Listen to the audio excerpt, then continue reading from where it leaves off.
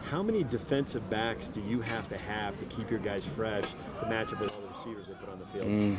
You know, you'd like to have as many as you can, but really the continuity of playing the routes and playing together is more important than having fresh bodies. So just throwing a fresh guy in there, if he's not really well grooved in on execution, doesn't matter. So the challenge is not only having enough bodies, but enough trained bodies that know exactly what to do. Washington State's D coordinator is a guy you get to have seen before Bresky was at Wyoming. Does that help out at all when you take a look at maybe schematically how he liked to play? And you played that team numerous times. It's similar to what the defense is trying to learn from Texas Tech. So at least there's film and some history. How much has changed based on the personnel they have, we won't know till we play, but at least there's some point of reference.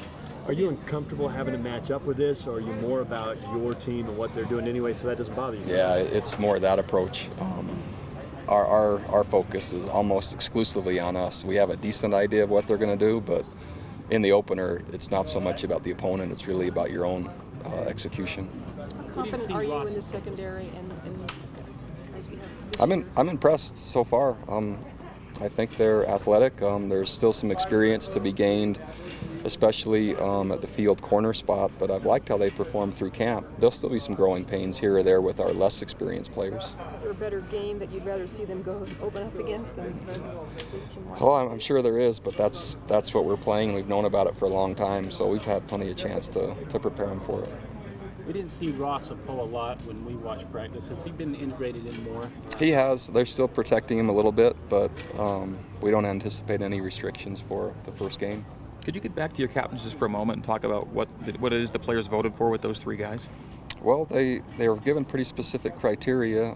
They were given the criteria first of representing the institution, again, which is owned by the church, so there had to be a strong faith component. Excellent students was another part of it, how they conduct themselves socially and what kind of leaders they were on the team, and then what kind of players. And that's what was framed to them, and then they were given a chance to pick from there. Bronco, how do you feel about the potential for this team as it's shaping up? It's a unique question. I like the talent and I like the depth. Their execution and chemistry and consistency will really determine how they play, but I like where we are. And I feel comfortable, at least at this point today, that we'll be in good shape.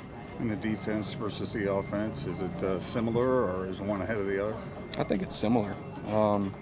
With the senior quarterback and that leadership, and also all the linebackers and most of the front guys back defensively, it's been fairly balanced. So I think it's more of a complete team with more depth without being maybe oriented one way or the other. That's, again, coming out of camp, that's what I think. Sometimes it changes when we play the games, but that's what I'd say now. It's not really a defensive team or an offensive team. They're very similar.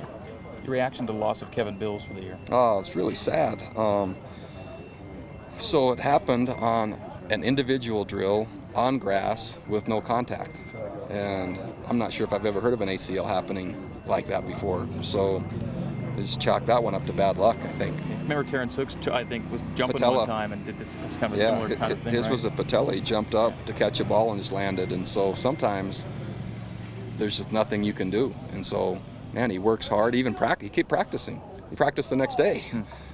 So, yeah, it's hard to explain that one. I feel bad for him because he's worked so hard. Did that help kind of bring Jeremiah into the mix too as an active player? He was already in the mix. He was already in the mix, but I mean now he's more. Yeah, he's now our backup. Winning record last year, but how much more do you want to see out of this team in terms of? I really just measure it really as to how they can reach their potential. And, there's been a lot of wins in 10 and 11 really over the 5 seasons, but I know exactly the teams I've coached well that got close to their potential and the ones that underachieved in relation to my standards, and I try to hold on to that more than the external measures. And I have high expectations for this team, and so if it's 10 or 11 wins, that's one thing, but if it's in relation to what I think they can accomplish, I have, a pretty clear idea what I think that is, and I don't gauge that by the number of wins. Just back to Jeremiah for a quick second. You said back up, you mean to Kyle a week? Does that factor Ziggy in there too or not really? He's mostly at defensive end while Ian is down. When Ian's back, then we have some more flexibility. 3 guys, okay. All right. Sorry, as far as the defense, what group has the most pressure concerning that passing? Secondary. Secondary? Okay. Secondary. Yeah, because there's so many screens. So the perimeter game and then the downfield game. There's so many plays. I mean, one time in New Mexico, I think we played 113 plays against them, and they've averaged between 80 and 90. So yeah, there's going to be a lot of snaps, and when you put that amount of volume with balls in the air against the secondary, that's a lot. Mitch Matthews back and okay at wide receiver right now? Don't know. Don't know. Okay. Bronco, as far as yesterday, got to be out with all the fans, got a chance to meet a lot of the players, and you were there for a little while. What's it like to see all the fans show up for something like that, and just kind of the interaction they have with the guys? The thing I like are the kids. I love seeing little kids and what a big deal they think it is to see the players.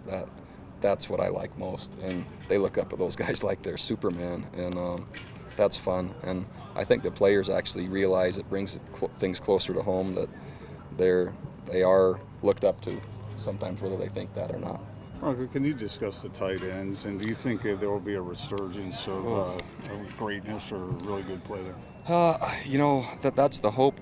Probably I'm not sure if I would call it a surprise or not, but the real player that I've been so happy with is Kane Akua, Friel, and of the players that have had the best fall camp and become the most complete, and also the effort on special teams. If I were to pick one right now, he's the one that I like best in terms of how he's played, how he's conducted himself, how the consistency.